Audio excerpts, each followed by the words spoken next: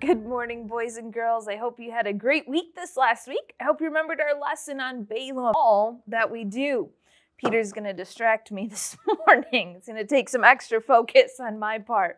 Well, boys and girls, last week I told you we were covering 3 chapters. This week it's only 12 verses. So hopefully it'll go a little bit. I don't have as much to remember. Let's put it that way. It's probably a good thing after a week of school I don't have as much to remember. So we're actually in Numbers chapter 20. We're back to Moses traveling with the Israelites.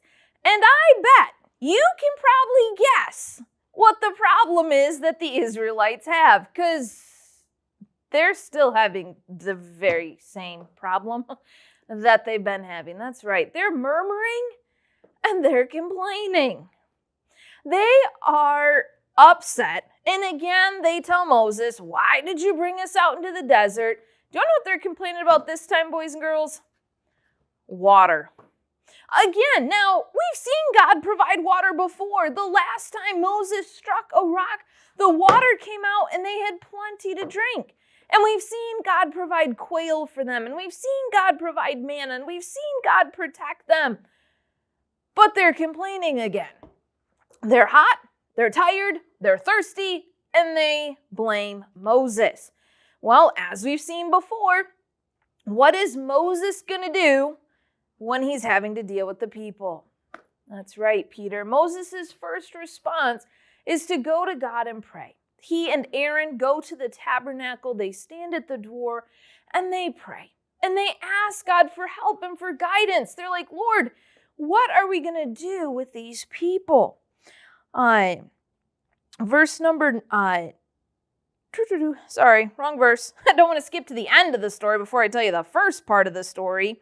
Verse number 6, and Moses and Aaron went from the presence of the assembly unto the door of the tabernacle of the congregation, and they fell upon their faces, and the glory of the Lord appeared unto them. Verse 7, and the Lord spake unto Moses, saying, this is what he tells Moses to do this time. Make sure you listen, boys and girls, so you can tell me if Moses obeys exactly what God tells him to do. Verse 8, take the rod and gather thou the assembly together, thou and Aaron thy brother, and speak, did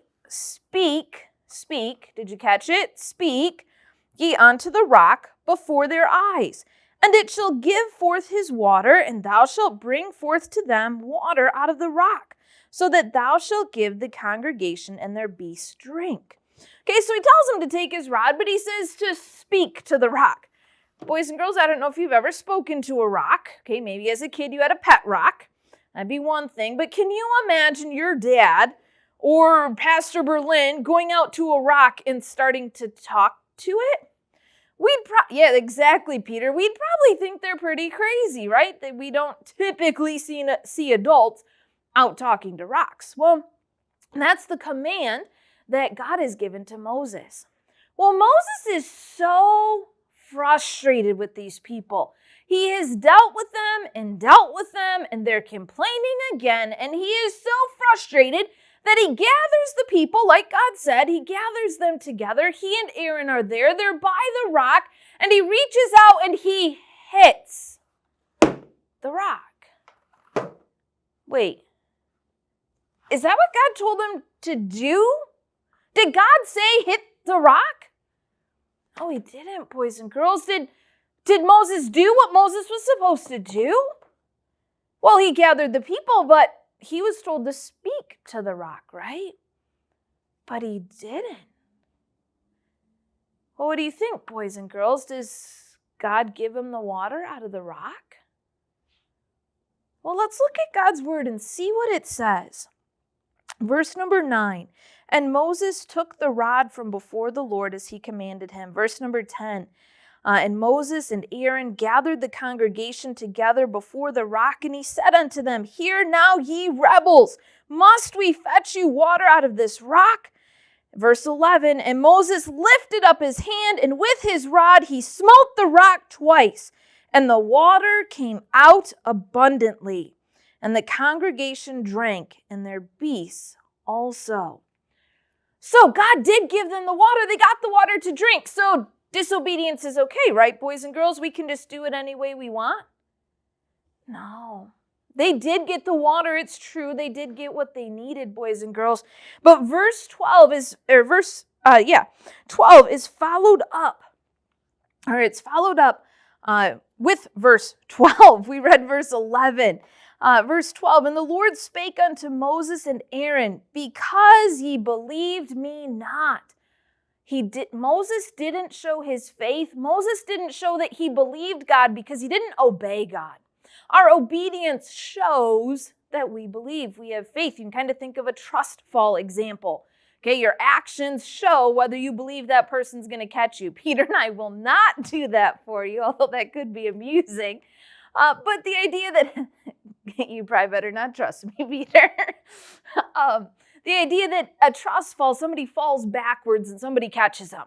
Okay, the way you do it, you actually have to fall to show that you trust them. Okay, our obedience, our actions show whether we actually trust God or not.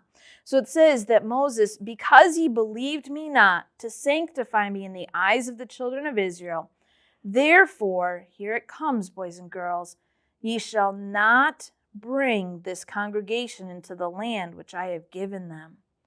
Moses had spent all of this time wandering around in the wilderness with the children of Israel. You can tell it's been a long week, boys and girls. Wandering around with them, and he wasn't going to get to go into the promised land. His disobedience was punished. Sometimes we don't get our punishment right away, boys and girls. Sometimes we think we got away with it. But God tells us in his word that we will be punished. Our sin will be found out. You may not get found out today or tomorrow, but you will reap the consequences of your sin. Moses disobeyed God, and he found out his consequences. They didn't come that day. They were going to come eventually. But Moses was unable to go into the promised land after all those years of work in leading the children of Israel. His disobedience resulted in him not getting to go into the promised land. Boys and girls, I hope this week that you'll think of Moses and remember, as we've said, don't complain. That can come up again. And when we have a problem, we go right to Christ. We go right to prayer. But boys and girls, what about that disobedience? You reap what you sow. If you're disobedient, you're going to reap the consequences. I hope this week, boys and girls, that you will choose to obey and do what's right, even if it doesn't make sense to you. That you'll obey your teachers, you'll obey your parents, and you'll do what's right, whether it makes sense to you or not. Have a good week, boys.